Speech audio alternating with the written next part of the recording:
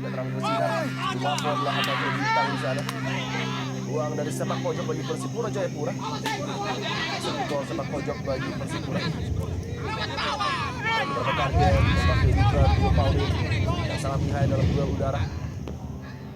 Oh, cukup terbuka dan Rio Paulin Pierre nampaknya membuka. Kendali Persipura Jayapura membuka.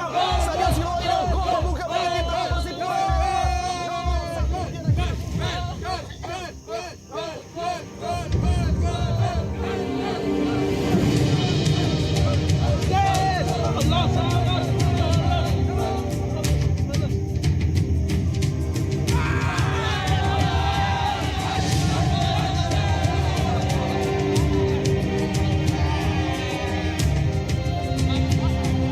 Perkenalkan, nama saya Felix DG, asal Kabupaten Dogiai, awardee LPDP tahun 2016.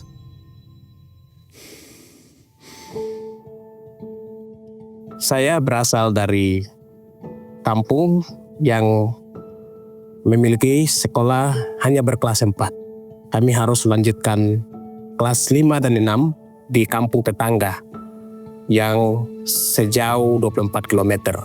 Dan setelah menamatkan pendidikan sekolah dasar, kami melanjutkan pendidikan di SMP yang harus merantau jauh dari kampung halaman kami yang dalam perjalanan 2 hari 2 malam.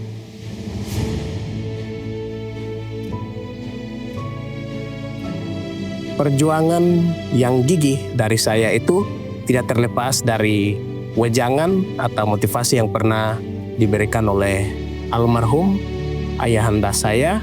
Dia pernah berkata bahwa, "Felix, jika kamu ingin melihat orang yang beda warna kulit, beda rambutnya, ingin merasakan makanan yang tidak ada di kita punya kampung, dan ingin merasakan juga iklim yang beda dengan di Papua, maka kau harus sekolah.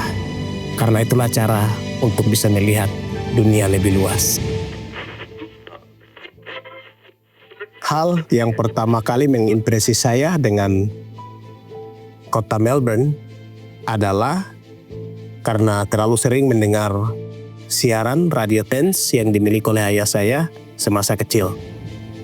Dan Melbourne menjadi kata yang sering diucapkan oleh penyiar, sehingga ia menjadi kota yang membuat saya penasaran, dan saya punya mimpi saat itu. Bahwa suatu kelak, entah bagaimanapun caranya, saya bisa sampai di kota yang namanya Melbourne tersebut.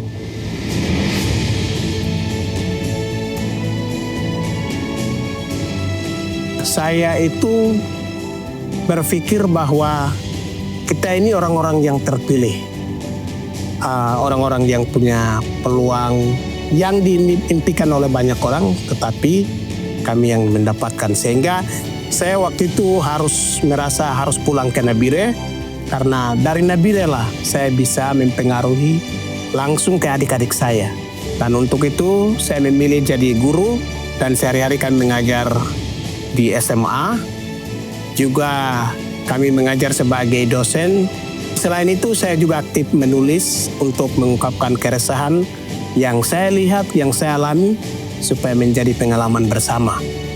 Dan di hari-hari, terlebih khusus di hari Minggu, kami juga oleh umat dipercayakan sebagai pewarta atau gembala di komunitas kami.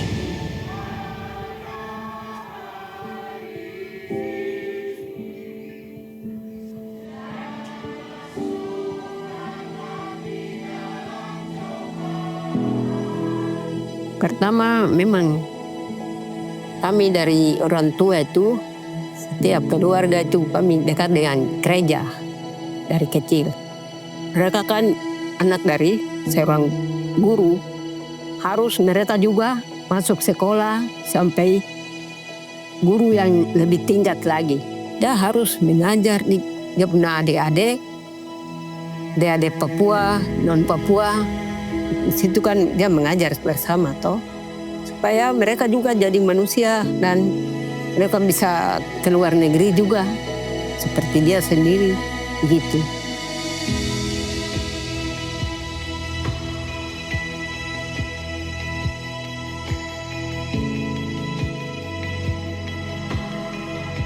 Sejak SMA saya sudah menaruh perhatian dan ketertarikan pada dunia menulis.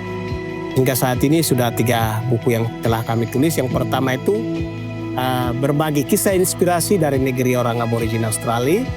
Harapannya supaya anak-anak atau adik-adik yang kebetulan latar belakang sama dengan kami terinspirasi.